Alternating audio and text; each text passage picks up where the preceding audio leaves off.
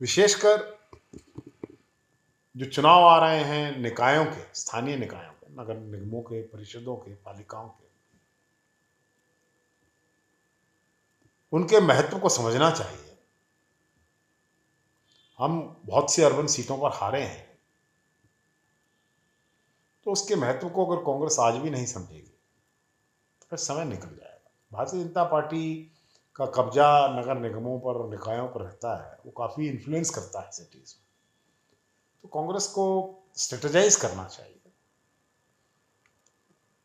कांग्रेस के नेताओं को या तो खुद ही अपने इस हाल को देखकर, कांग्रेस पर तरस खाकर, अपने अहम को छोड़कर, प्रतिष्ठा को त्याग कर आपस में बैठकर बात करनी चाहिए। तो आप भी सर सब कुछ लुटा के होश में भी नहीं आएंगे।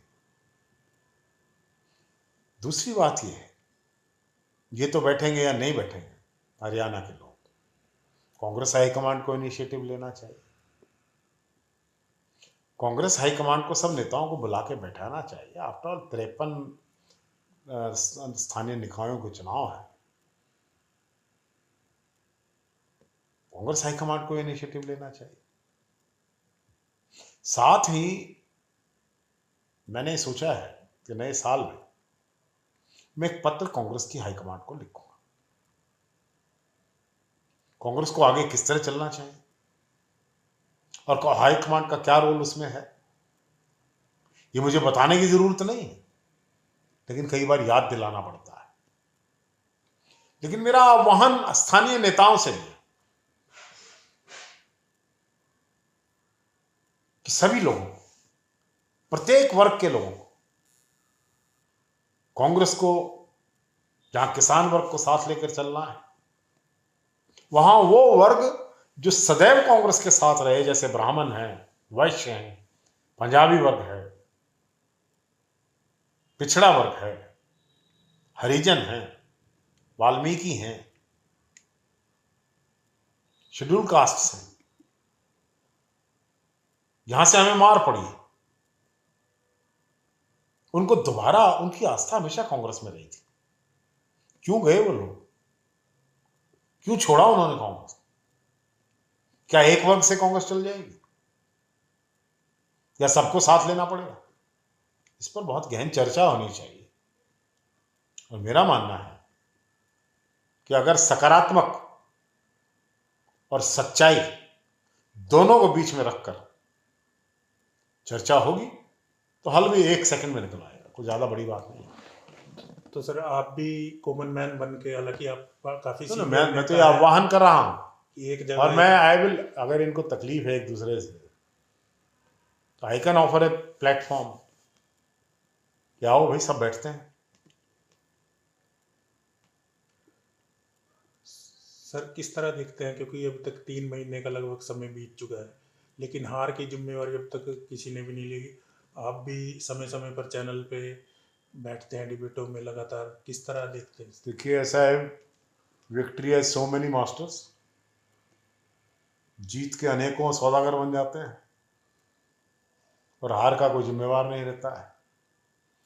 तो हम हारे हैं, अपनी गलतियों से हारे हैं, इसकी जिम्मेदारी किसको लेनी चाहिए? किसी का नैतिक कर्तव्य भी है कि नहीं है?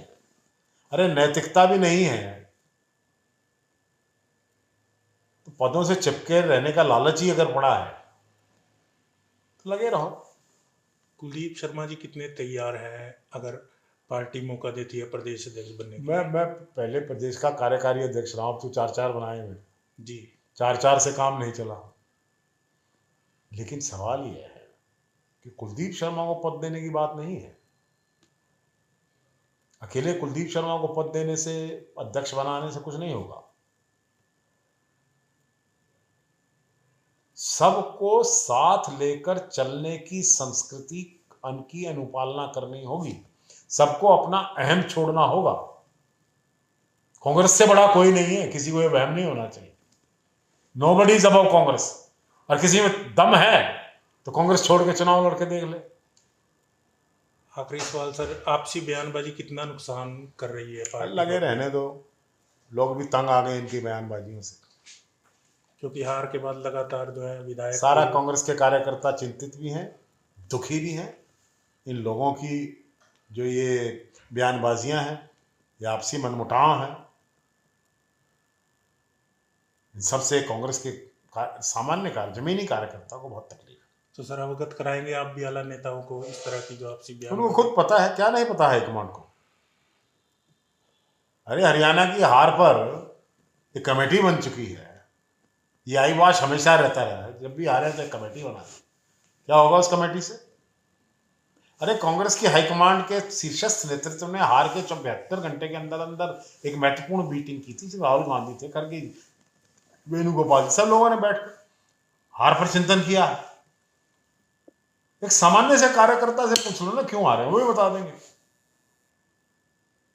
तो सर आखिरी में नए साल पे कार्यकर्ताओं के नाम कोई मैसेज आपकी तरफ से? मैं तो कार्यकर्ताओं को कहना चाहता हूँ, कार्यकर्ता साथियों, ये नेताओं का आपसी मिलन पता नहीं कब होगा। आओ हम आपसी मिलन करते हैं।